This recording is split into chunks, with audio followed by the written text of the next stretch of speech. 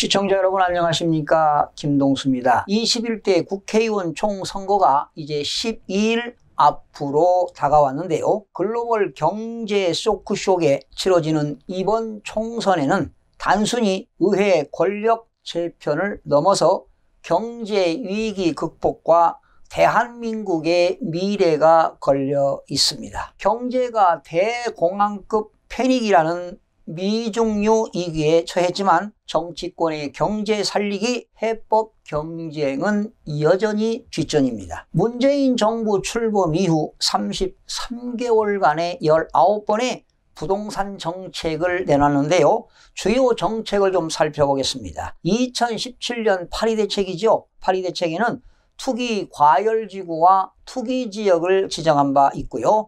2018년 9.13 대책은 종합부동산세인 보유세를 강화한 바 있고, 2019년 8.2 대책입니다. 8.2 대책에는 분양가 상한제를 도입한 바 있습니다. 또한 지난해 2019년 12.16 부동산 대책에는 LTV를 강력하게 규제했고요. 그리고 공시지가와 공시가격을 현실화한 바 있습니다. 이렇게 문재인 정부의 정책 기조를 대표하는 부동산 규제책으로는 4개를 이렇게 꼽을 수가 있는데요. 지난 2017년 8.2 부동산 대책이 그 첫 번째로 핵심은 서울, 강남 같은 핵심 지역을 핀셋 규제하는 것, 집값이 오른 지역만 정밀하게 규제해 시장을 안정화하겠다는 전략은 그럴듯하면서도 공평하게 보입니다. 하지만 야속하게도 시장은 8.2 부동산 대책 이후에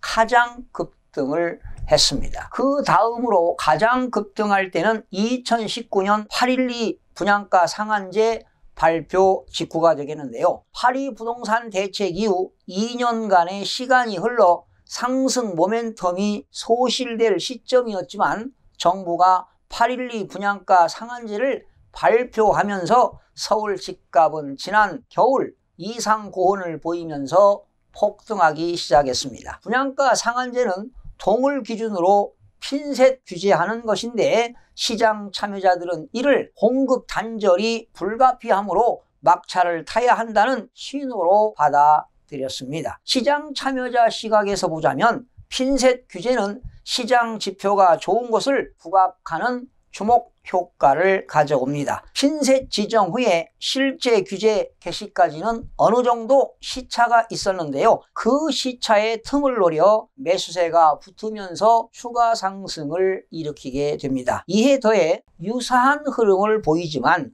정량 요건이 다소 부족한 핀셋 인접지역으로 매수세가 쏠리는 풍선 효과가 또한 발생하게 되는 것입니다. 최근 4차례의 총선 투표율은 집값과 높은 상관성을 보이고 있는데요. 자, 그러면 주택시장 흐름과 총선 투표율을 살펴보겠습니다. 지난 2004년도에는요, 투표율이 60.6%였습니다. 이때는 부동산 가격이 상승을 했고요. 2008년도에는 투표율이 좀 저조했죠. 46.1%에서 부동산 가격은 하락을 했습니다. 사실은 2008년도 세계 금융위기가 오지 않았습니까? 2012년도도 54.2%의 투표율을 보이면서 부동산 가격은 하락했습니다. 사실 2012년도에 유럽발 재정위기가 오지 않았습니까? 2016년도의 투표율은 58%로 상승을 했습니다. 이렇게 주택시장이 호황일 때는 투표율이 높았고요. 불황일 때는 투표율이 낮은 것으로 조사가 되었습니다. 세계 금융위기로 집값 폭락의 시작점이었던 2008년의 투표율은 46%에 불과했습니다. 이는 정책 기대감이 낮고 생활에 여유가 없었기 때문입니다. 부동산 상승장에서는 개발 정책에 대한 기대감이 커지고 여유로운 시간을 내 투표장으로 향하는 발걸음이 늘어납니다. 반대로 개발 정책이 아무리 대단하더라도 시장이 불황이면 정책 호감도도 떨어지고 생계를 이어가기도 바빠 투표장을 찾기가 어려워집니다. 그렇다면 이번 4.15 총선 후에 집값은 어떻게 될까요? 최근 4차례 총선을 치른 해의 집값 흐름을 총선 전과 후로 제가 정리를 해봤는데요. 단 실지 거래 가격이 발표된 게 2006년부터 시작이어서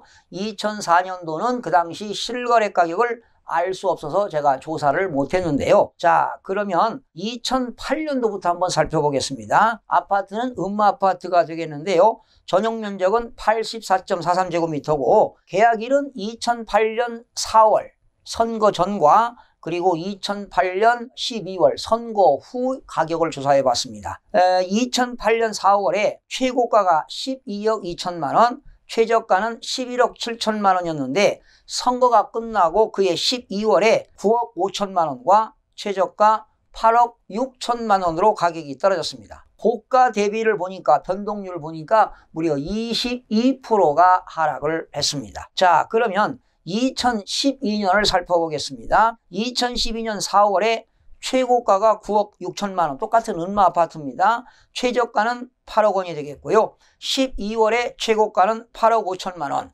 최저가는 8억 2천만 원인데 2012년도 4월과 12월을 비교해보면 고가 대비 11%가 하락을 했습니다. 그러니까 2008년과 2012년도는 하락한 것으로 나타났고요. 자, 2016년이 되겠습니다. 역시 음마아파트 전용 면적은 84.43제곱미터. 2016년 4월에 최고가가 11억 7,250만 원 거래가 됐고요. 최저가는 10억 9천만 원에 거래가 되었는데 2016년 10월에 최고가는 14억 2천, 최저가는 13억 8천만 원으로 고가 대비 2016년도에는 21%가 상승을 했습니다. 그러니까 투표율이 높은 경우에는 가격이 상승한 것으로 나타났습니다. 이번 사태와 미국 증시 요동과 유가 폭락 등에 따른 공포감과 불확실성이 커지면서 국내 부동산 시장도 크게 움츠려들고 있는데요. 경기 건설도 지금 최악 수준입니다.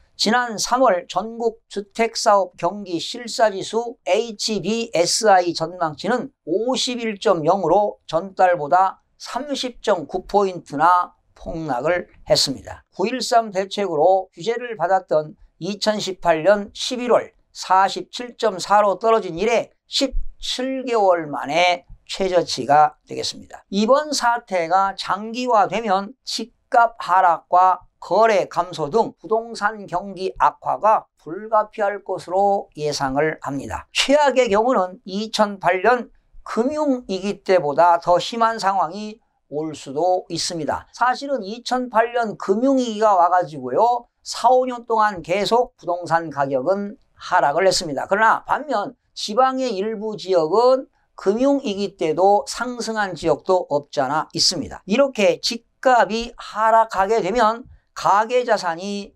흔들리면서 경기 침체가 가속화할 수 있습니다. 여러분들 철저한 대비가 요구되는 시점입니다. 이번 4.15 총선을 앞두고요. 우리나라 각 정당들은 일찌감치 표심잡기 부동산 공약을 발표를 했는데요. 이번 선거가 3여년간 문재인 정부의 국정 운영을 평가하는 심판대인 만큼 급격히 상승한 집값을 잠재울 만한 공약에도 국민들의 관심이 모아지고 있는 상황입니다. 더불어민주당과 미래통합당 공약은 공급을 기본 축으로 하지만 방법에는 차이가 커 보입니다. 더불어민주당은 부동산 공약을 정책 순위 4위로 꼽았습니다. 공약을 살펴보면 수도권 내 주택 부지를 마련해 공급을 확대한다는 현 정부의 기조와 맥락을 같이 하고 있습니다. 청년, 신혼, 맞춤형 도시 조성, 주택 10만호 공급을 내세워 주거 문제 해소를 위한 지원책을 강화하겠다는 것입니다. 미래통합당은 규제에 집중된 문재인 정부의 부동산 정책에 대해 시장과 맞서 싸우겠다는 5기의 연속이라며 시장 개입 정책을 19회나 밀어붙이고 있다는 것은 정책 실패가 반복되고 있다는 반증이라고 주장했습니다. 그러면서 가용용지가 부족한 서울 내 아파트 공급을 위해서는 건축한 지 30년을 초과한 주택의 재개발, 재건축이 절실한 수단이라며 누구나 살고 싶어하는 지역에 주택 공급을 핵심 사안으로 내걸었습니다. 로또 분양을 부추기는 분양가 상한제를 폐지하고 고가주택 기준을 시세 9억 원 초과해서 공시가격 12억 원 이상으로 조정할 것을 밝히기도 했습니다. 정의당은 강력한 투기 억제 대책과 세입자들의 주거 안정을 최우선 정책으로 두었습니다. 다주택에 대한 종합부동산세 세율은 2%에서 6%까지 올리고 임대사업자의 세액 감면 특혜를 없앨 예정입니다. 임대차 계약 기간을 3년으로 늘리고 계약갱신 청구권을 9년까지 확대하는 것입니다. 민생당은 1세대 1주택자에 한해 종합부동산세를 면제하는 동시에 소유한 주택수에 따라 부과하는 누진적 종합부동산세 세율 구조를 제안하기도 했습니다. 글쎄요, 각 정당에서 내놓은 이러한 부동산 정책들이 과연 실효성이 있는지도 의문이 갑니다. 이번 4.15 선거를 통해서 유권자들은 부동산 정책과 경제를 살릴 수 있는 정당과 후보자가 누구인지 꼼꼼히 살펴 현명한 선택을 해야 할 것입니다. 시청해 주신 여러분 대단히 고맙습니다. 최선을 다하겠습니다. 내일 아침에 찾아뵙겠습니다. 마음이 드셨다면 구독, 좋아요 꼭 부탁드리겠습니다. 고맙습니다.